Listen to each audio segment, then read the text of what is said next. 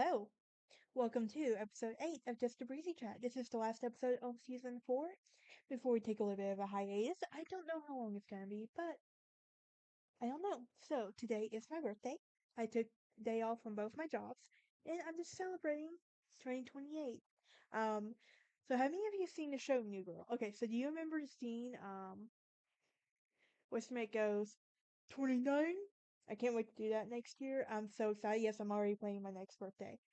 But this is just a breezy chat. This is a podcast on my YouTube channel called Breezyville. I do have four other podcasts: Sassy Southern Belle, Down the Rabbit Hole, True Crime Lounge, and Dark Academia Queen. Today, now if you're new here, hit that like button, ring that bell for notification. Also, please subscribe, help a girl out. Today we're going to be talking about something that I think we all need a bit of a reminder on. You are not always going to be a main character. How many of us know someone who thinks they're a main character in anything they do? You might be a main character in your own life, but you're not going to be a main character in someone else's story. Some people's stories, you just might be a side character. You might not even be a part of the character in the story at all. You might just be one of those characters that, happened to be one time, then kind of just disappear. You're a fever dream. But that's okay. Um, what do we know what character syndrome is?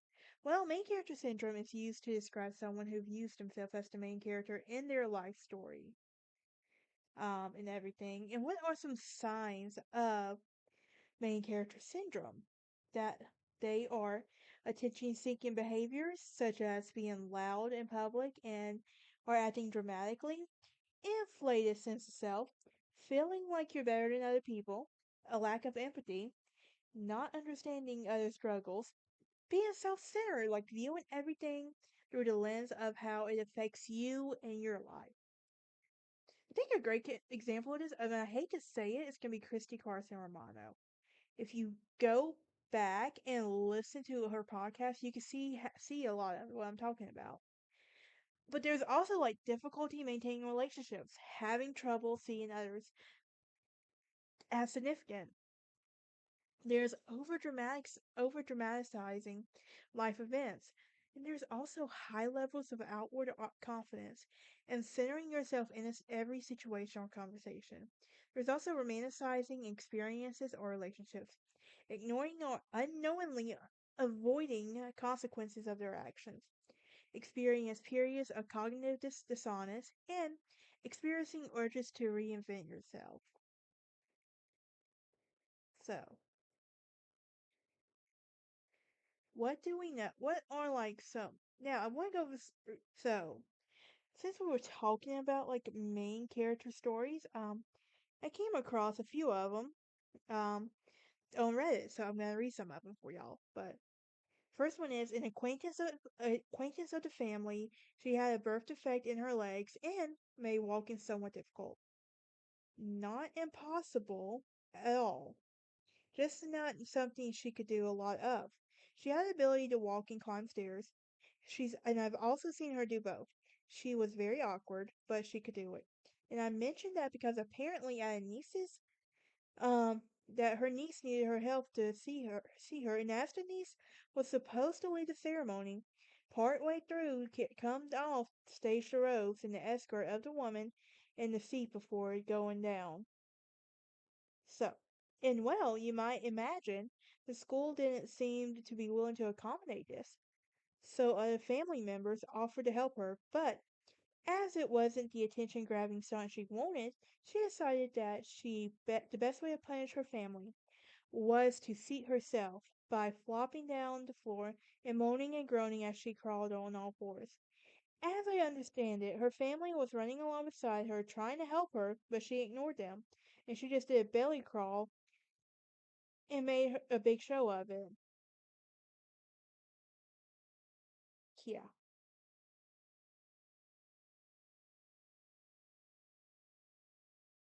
Hmm. And that's pretty crazy right there. Like, oh my gosh. Here's another one. When I was in high school, 20 plus years ago, I was on my school speech and debate team, and I frequently had to compete with against the daughter of our city mayor. We went on to different schools but competed in the same events, so I frequently had rounds with her. I swear, every conversation with her was my daddy, the mayor, said that, or my daddy, the mayor, is going to, or my daddy, the mayor, believes. She could not mention her father without mentioning that he was the mayor. One day I was tired of this BS, and while waiting for the judge to arrive on the round to start, she started with my daddy, the mayor, again. And who's your dad? I asked. He's the mayor, she said. What's his name? You know, the mayor. Ugh, never heard of him. He must not be famous.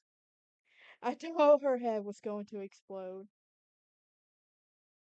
And a comment on here is went to high school with the mayor's daughter too, and she acted differently. My dad this and my dad that. In our senior year, it came out that both her and her parents abused public office and committed fraud. That I remember, her mom had to serve her sentence out in the weekend, and her dad went to jail for a bit, and she was pretty quiet after that.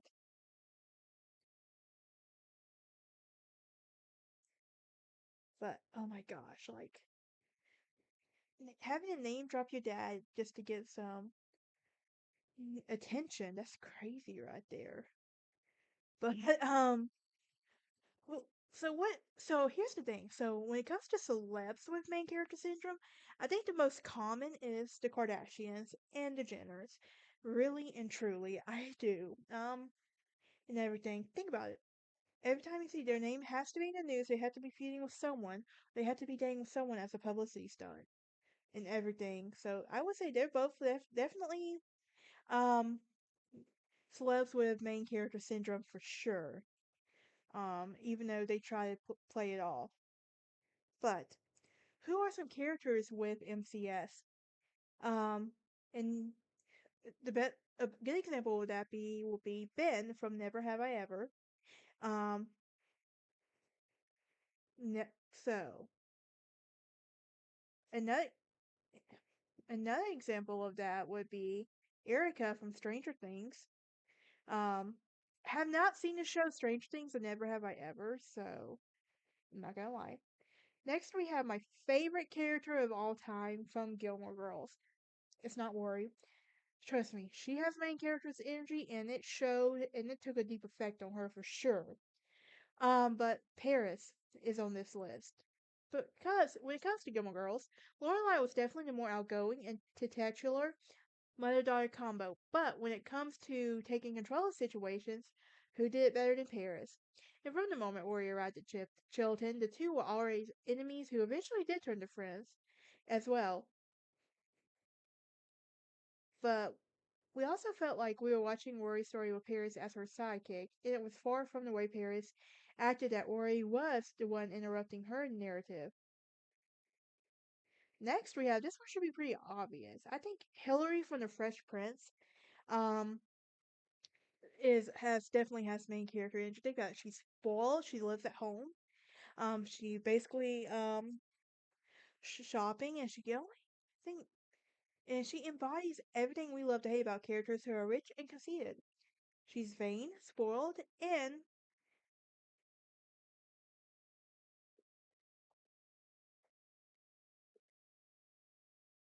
she has no concept of anyone else's narrative taking place around hers. It's all about her. Next, we have Santana from Glee. Look, I love the show Glee. Rachel Berry, main character energy for sure. But I think a close competition to that is going to be Santana because there are a few flakes of her hair. But Naya Rivera, rest in peace, showed us what it's meant to elevate yourself to the main character level energy by pure power. And by the end of Glee's run in 2015, Santana Lopez was as much a main character as Rachel Berry. But wasn't always that way. In the early seasons of the show, she was definitely regulated to the sidelines. But every time she got the chance to bring her character to life, she didn't waste it. With every dance move, every nasty zinger, and every squinty side eye, she demanded that we pay attention to her. As the show went on, she became began to receive more attention in storylines, becoming one of the best beloved characters. She was personally one of my favorites.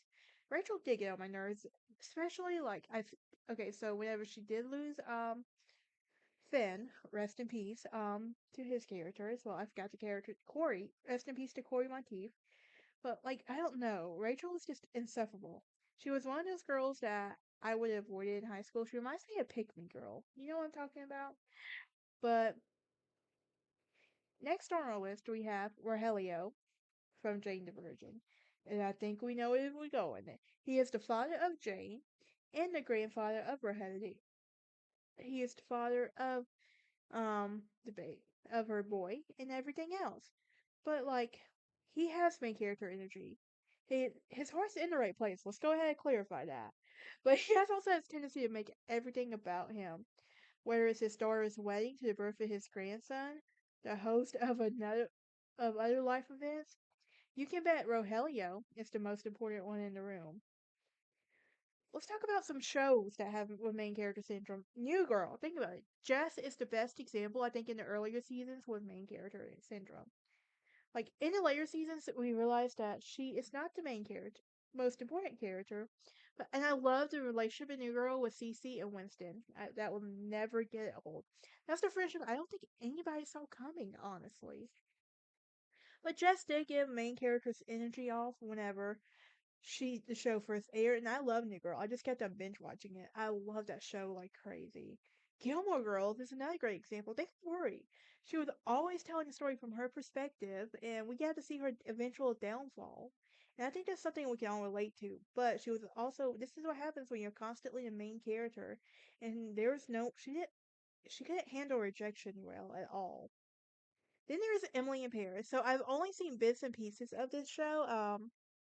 But from what I've seen, Emily is a bit of a main character syndrome. She does have it and everything. Then there's Euphoria. I have never seen Euphoria. Please don't hate me. But like from the bits and pieces I've seen, Euphoria, I do get a lot of main character energy, especially from Cassie. Always making herself the victim and everything else. Then there was Girls, never seen that one. And this one, oh my gosh, I remember when this one came out. The Secret Life of the American Teenager. That song, intro song, is annoying as hell. I am not gonna lie to y'all. Oh my gosh, like every time I went to binge watch it a while back, and I was like, every time it came out, I would just mute it until the song was over with. Just because, you know. But Amy had the worst main character syndrome on the show at all. She was a teen mom. I get she was the main character and all of that, but still. Especially didn't know Adrian, with the rivalry with her and Adrian, like, you guys are fighting over a guy. Come on. But at that time, ABC Family was really on this abstinence thing in a while back. It's like, I don't know, Amy Jerkins definitely had main character syndrome for sure. But what happens what are the downsides to main character having syndrome? Well, there's reduced empathy.